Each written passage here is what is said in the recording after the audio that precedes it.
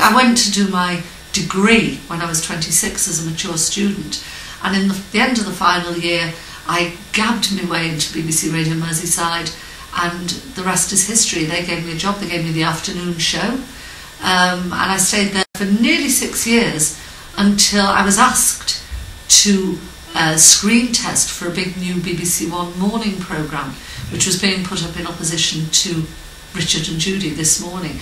And much to my amazement, I got the job. I couldn't believe it, because at the time Carol Vorderman was up for it and all these famous names. So I thought I stood no chance, and I just went in and laughed and joked my way through the screen test, took the mickey, and I got it. So it was brilliant, really good. And then things carried on. Just before that, I got a part in the film there's a poster behind me, Distant Voices, Still Lives. And funnily enough, Ricky Tomlinson, it was his casting company, ART Casting, that got me that one and only film job. You know, Ricky, if you're watching, I could do with another one, please. It's been 25 years. Going back to that film, what was your role in it, and did you enjoy doing it? Oh, how could I not? It was fabulous. It was absolutely fantastic. I had one of the lead roles. The story was about, Pete Postlethwaite, who is, you know, Hollywood world famous now.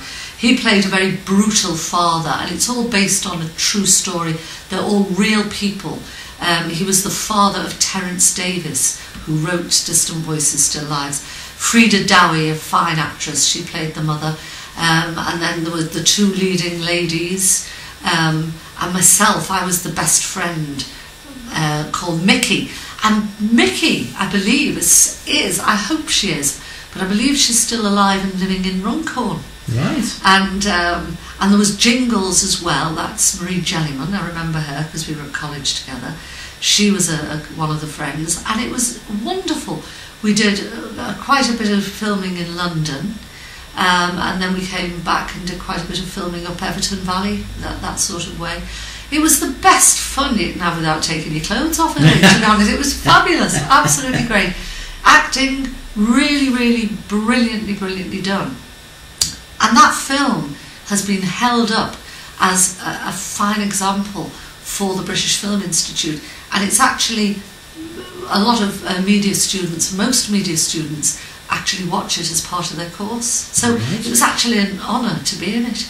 Absolutely, yeah. Like you said, I mean, if students are watching it as part of a course, then you must have done something right there. Oh, yes. Well done on that one.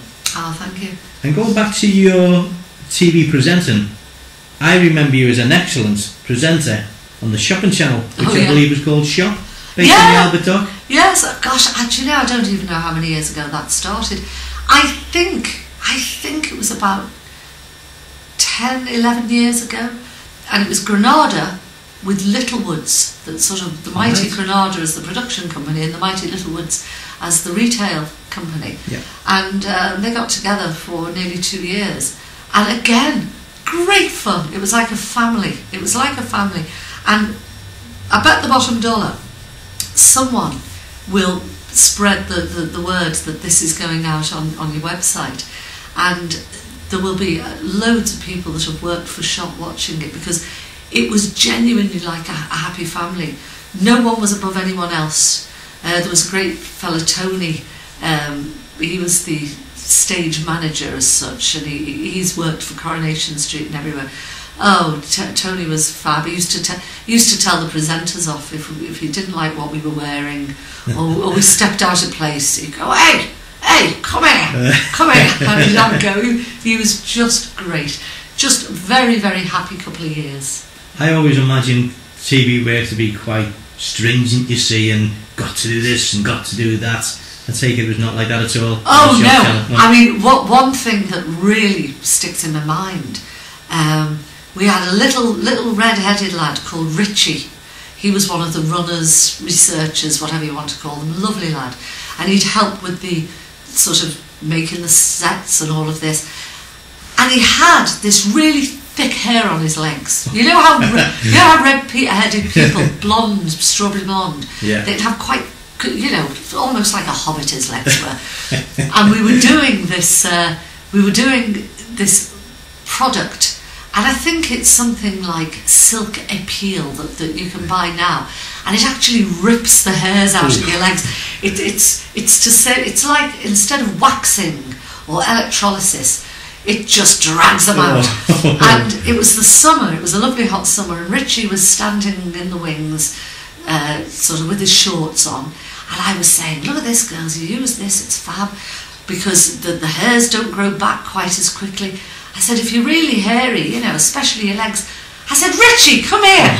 And it was great because we were allowed to do it. Impromptu. Places like QVC, Ideal World, Bid Up, there is a little small degree of that, but they're very structured. But Shop, we were the first sort of, I think I'm right in saying, all British channel that, through two big British companies. Right. And Richie came up when he had his headphones on. I said, Richie, can I try this on your leg? And I said, don't worry, you're only going to disappoint a couple of million people. He said, all right, and anyway, God, he sat it, he got his leg up, and I got it going, and I went, yeah, down his shin, and he screamed, he absolutely screamed. But, please don't try this at home if you're watching.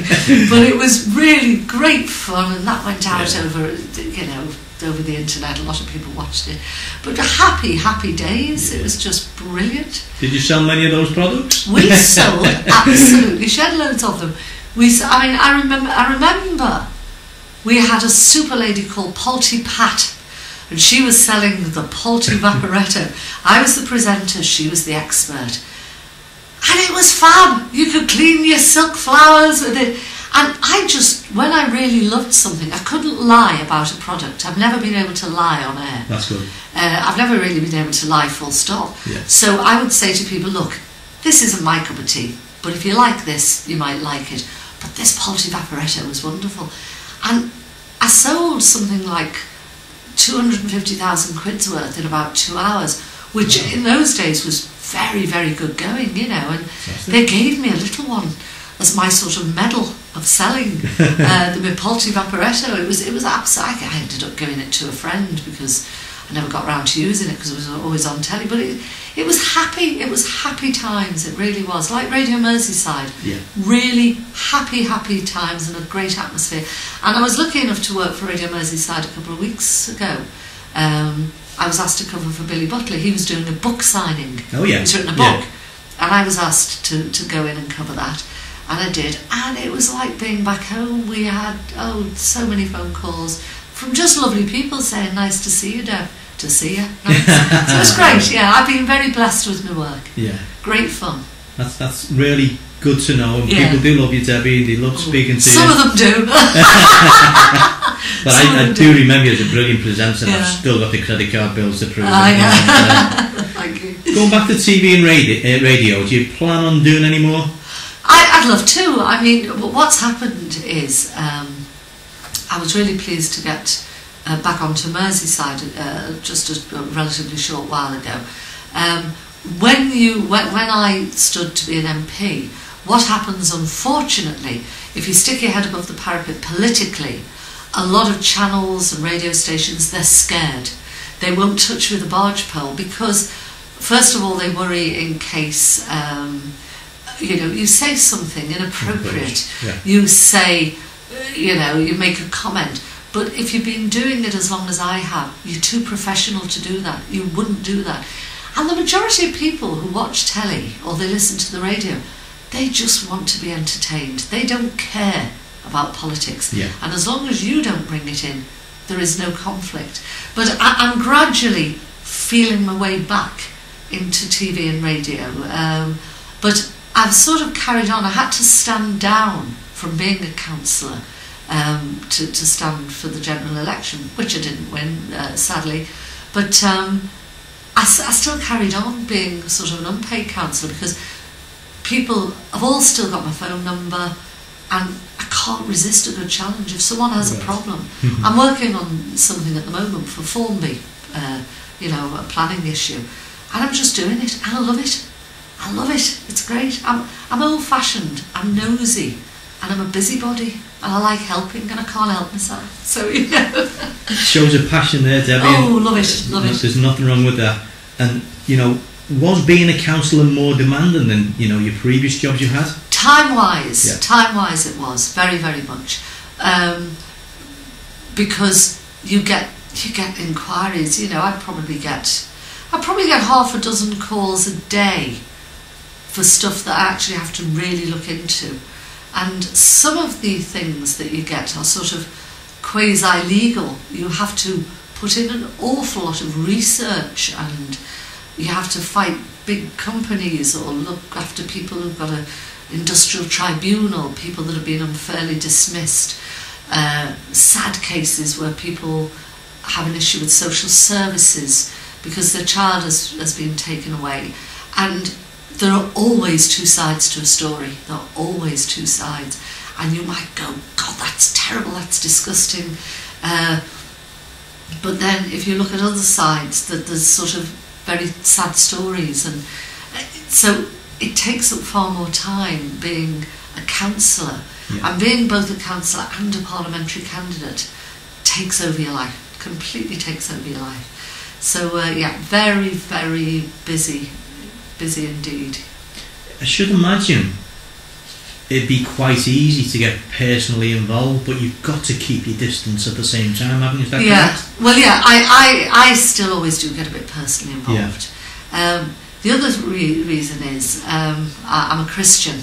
I go to Kingsway Christian Centre in Waterloo, and I'm certainly not a brilliant Christian. Oh, I tell you, I am so naughty. I am so naughty. Shall I keep rolling? You can keep rolling. Naughty in different ways, but the whole idea is you don't cross over the road. Yes. You actually get stuck in. Now, I have had to learn. It's been 5-6 years since I first got involved in politics, and I actually do have to put a bit of blue water between me and certain cases, because if I didn't, it's not good for the person you're trying to help sometimes. Of course. But it does mean that if I am speaking for an appeals panel for schooling, or I'm speaking to a planning panel, planning committee on behalf of residents or whatever, I'm involved enough that I can speak with passion. Yeah. So, there's that degree of involvement. But there are certain things that you can't step over the mark, because you cease to then become professional or effective. Sounds to me like you do a good job of what you do. Oh, thank you. I would certainly vote for you, Debbie. You get my vote, that's not a problem. And finally, Debbie, what was the highlight of your career? Well, I can remember. You see, I have been lucky and blessed with my career. I've had lots of lows because, a contract will come to an end, or there won't be any work, or whatever. But because I'm positive, I always remember the good times.